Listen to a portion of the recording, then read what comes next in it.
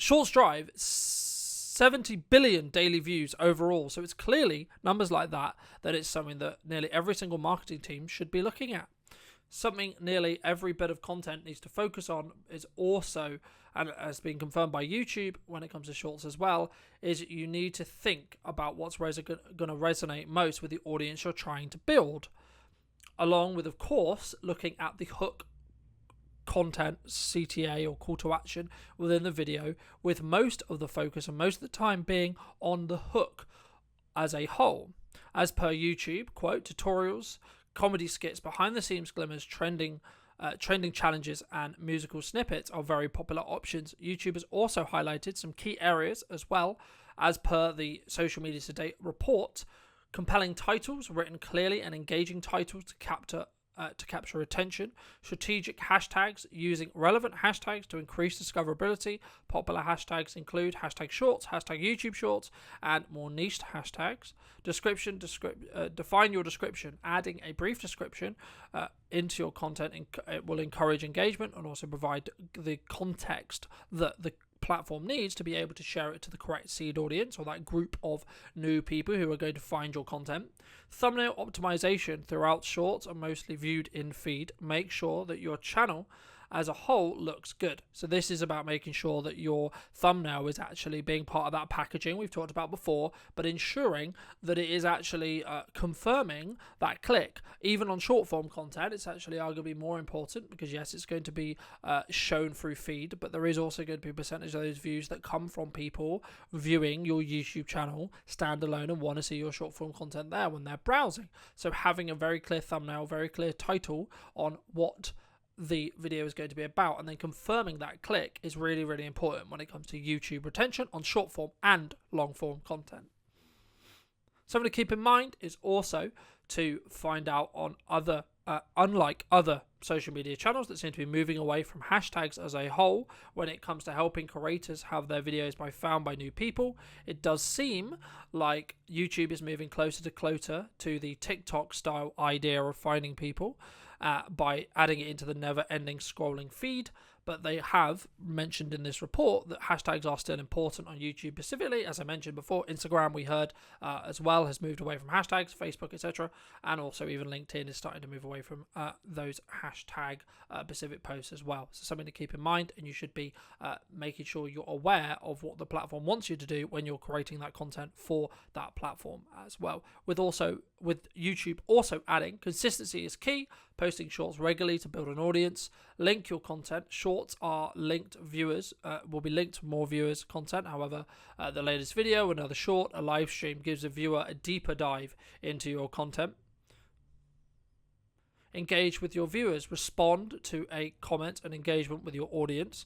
Analyze your performance. Use YouTube analytics to track your shorts views performance and identify what is resonating with your viewers. Promote your shorts. Share your shorts on another social media platform to reach a wider audience. Now, just quickly, I'll just jump in here. Personally, I would say if you're going to, it depends on what strategy you want to use. Do you want to have more people see the video as a whole, therefore post it organically to each platform, and then you don't really care about what the views are per platform, so you don't care what it's on YouTube or Facebook or LinkedIn, etc. What you're looking for is overarching more people to see the video. That might be a strategy. If your strategy is just to send all that traffic to YouTube, then yes, of course, share the short, share the video directly from those other platforms directly to sending that traffic to YouTube. But I personally think, and I still believe, that you will get penalized by these other platforms, because they are not going to want someone to promote a different competitor's website when it comes to attention or an advertising placement. So this is something to keep in mind, and this is why maybe you should consider how else you could promote your shorts. There is ways, of course, to pay to play if you wanted to do that, or looking for those other algorithmic changes, other algorithmic thoughts in that respect. And again, the last one, analyzing trending audio. Using trending audio will increase the likelihood of your shorts being shown to a wider audience. be careful with this one. Again, I think on TikTok as well, and in general, there can be copyright complications, there can be trends, and then the video can get muted, etc. And there's going to be concerns when it comes to trend jacking.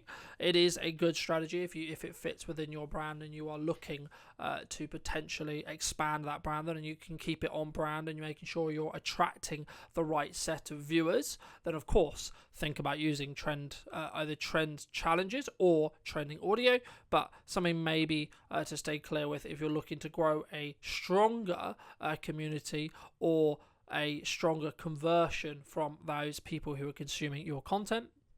However, like any business, they should be creating the content they should be creating. They should be questioning the following: is being seen or taken by the right audience, the person who's likely to buy and cares about my brand?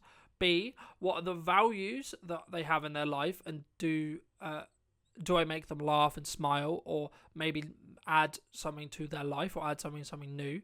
C, what stage is in the overall marketing funnel when it comes to short form? It's most likely to be something somewhere near the top. One of the best ways to have a lot of short form content at scale is to create a longer form show like a podcast or a show that allows you to then use AI to cut out various clips and various topics, or be in a position where you can cut it out yourself for smaller videos that's likely to be able to get you off the ground. Something to think about though is the harder the idea, the idea of the video, or the harder the video is to create, the less people are likely to do it, and the more views or eyeballs you're likely to be able to get as a whole. And this is very, very key, and you need to make sure, of course, that when considering this, that you have a clear marketing content strategy that is all in a line with what we discussed here. So if you're doing short form, does it actually connect, and does it allow you to move forward from a strategic marketing point of view with what you're doing? If not, maybe lean in to long form. But if you were looking to and are looking to get more views when it comes to short form, then hopefully this video has helped you.